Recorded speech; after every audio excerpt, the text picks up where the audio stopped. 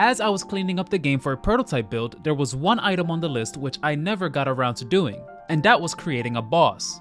You'd think I have a boss design by now, and I kinda did, but I wanted to solidify the game's core mechanics first, since bosses are meant to test the player's understanding of a core set of mechanics. Well, I can't have a prototype build without a boss fight, so it was finally time to take on that challenge.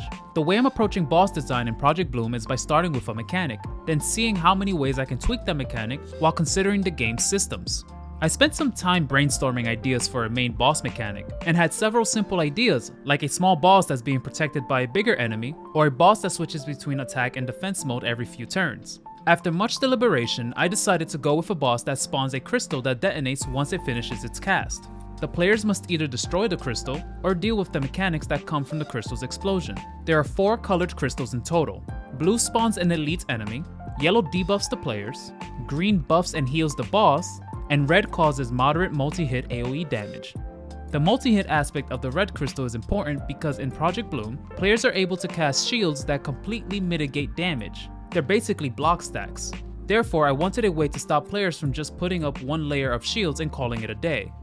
After implementing the crystals, I realized it wouldn't be fair to just spawn them randomly in a boss room for the first time. So I decided to sprinkle some crystals throughout normal enemy encounters, giving players some time to familiarize themselves with the mechanic. However, placing crystals in normal battles kind of removes their uniqueness in the boss room. So I thought, what if the boss can interact with the crystals in some way? I thought of a few ways to accomplish this, like having the boss manipulate the crystal's position on the timeline, or maybe having him throw them at the players or something. But in the end, I decided to have the boss empower the crystals upon summoning. The crystals become twice their size, increase their effect potency, and gain an aura. Now players can familiarize themselves with the crystal's effects in a normal battle, and when the boss empowers them, it's a bit more obvious they're dealing with a supercharged version. In addition to the crystals, the boss itself also has a few things going on. The boss has a number of spells and effects the players should watch out for, and some are locked behind one of the boss's 3 phases. Some of his attacks include a moderate AoE, a heavy single target attack, and a debuff that increases the player's MP cost.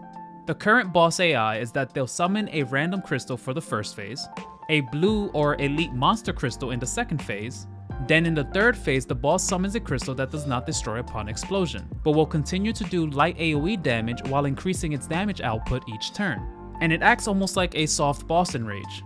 So that's basically the design in a nutshell. I debated for a few days whether or not this was good enough, but admittedly this boss is kinda bloated and I might have gone a bit on the deep end, but we'll find the sweet spot during playtesting. Now regarding the boss's visual design, at first I was going to design a boss from scratch, but realized that wouldn't be very time effective, as I plan on finding an artist for big boss sprites one day. Instead, I borrowed an enemy design from Akeshic's free monster library. They're a really talented monster designer. I recommend checking them out. I found this cultist enemy design in their monster library and decided to pixelate and modify it to fit the other cultist designs in the game. This really helped me save a lot of time. But the design will probably change in the future along with the crystals, as they are also sprites that I found on the internet. Truthfully, I'm thinking the crystals will probably be replaced with exploding eldritch monsters who blow up after a few turns, similar like Final Fantasy's fire bombs. My end goal with Project Bloom's boss designs is really to make memorable boss encounters with interesting mechanics.